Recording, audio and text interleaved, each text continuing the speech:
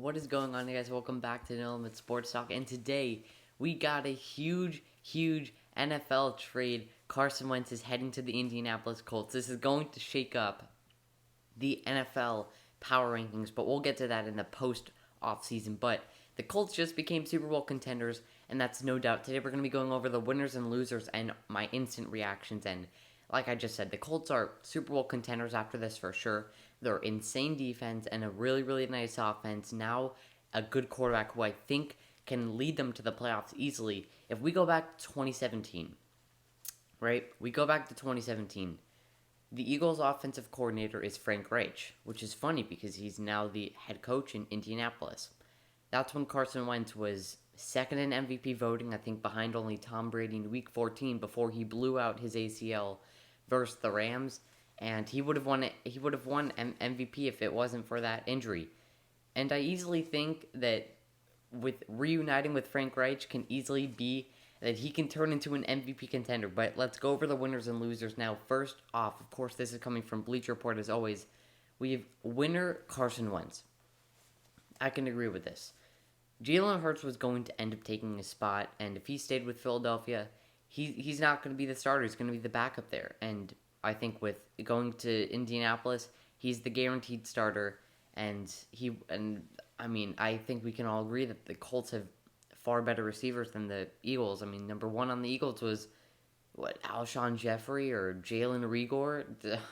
I mean, it still kills them to think that they took Jalen Rigor over Justin Jefferson, but I mean, I think Carson Wentz easily wins this. He finally reunites with Frank Reich, who I think can easily make him an MVP contender again. But moving on, loser Howie Roseman. I could see this actually. I mean, in a few years, I think Carson Wentz could lead the Colts to a Super Bowl, and they're gonna go back to this trade thinking that they could have gotten more picks, a better deal is what I'm trying to say. Because we saw that the Eagles were looking for a Matthew Stafford like return, which happened to be Jared Goff and 2 first-round picks, meaning 2 first-round picks in general.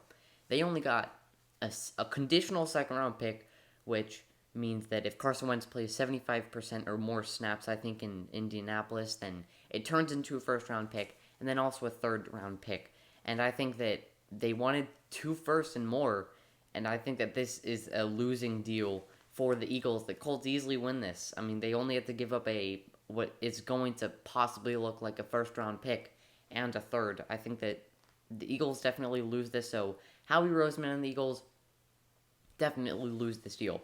Moving on, winner Jalen Hurts. Okay, I'm going to agree with this. Now, I guess Jalen Hurts is a winner because he is now the guaranteed starting quarterback in Philadelphia, I guess, maybe. I guess that maybe Jalen Hurts, if he plays bad, they're going to bench him automatically because they know that they have another guy in Carson Wentz if they do keep him. But now, because of this trade, it's pretty guaranteed that even if Jalen Hurts throws an interception or 2 in a game, they're not going to take him out for Carson Wentz. They're just going to keep playing him, and he is now the guaranteed starter in Philadelphia. Who's the backup there?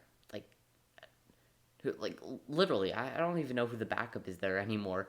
But yeah, he's the new heir in Philadelphia. We're going to have another video dropping later today about my full thoughts for each team, what this means for each team, and my predictions for them next season. But loser Chicago Bears, oh my, I did not think of this.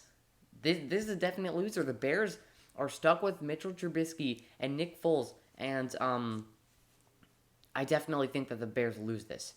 They were heavy suitors for Carson Wentz, and I said in the way too early predictions, I think that the Bears can make a move for Carson Wentz where they trade Nick Foles and maybe a first or so, and get Wentz to be their starter, and then have and then they end up having Mitchell Trubisky as their backup, and I think that that's a good deal for Chicago. But now I think that they have to go all in on Deshaun Watson after this, after not getting Carson Wentz. I think that they either go all in on Deshaun Watson or they just rebuild. That's basically it. Moving on, winner Michael Pittman Jr. and Paris Campbell, who are receivers for the Colts. I guess so. You look at Phillip Rivers, who is currently better than Carson Wentz unless he randomly takes a huge leap this year, just like he took a huge downgrade this year. I think unless Carson Wentz takes a huge leap this year, then I guess Michael Pittman Jr. and Paris Campbell are winners because you see Phillip Rivers retiring, and I mean they're probably thinking, oh geez, either our starting quarterback is Jacoby Brissett or this random guy that we're gonna take from the draft. But getting Carson Wentz is a huge win for them. They know that he can possibly. I think that Carson Wentz still has it in him to be a top 15 quarterback in the league, possibly. And I think that Michael Pittman Jr. and Paris Campbell have a good quarterback on their hands. I don't think that they're going to be able to bring back T.Y. Hilton, but they do have a ton of money in cap.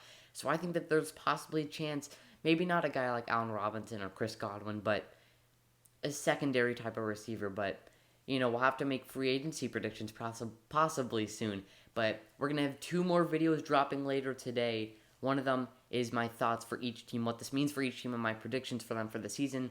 And another one reacting to the NBA All-Star starters who were announced last night. That's going to wrap up. Hope you guys have a great day. Peace.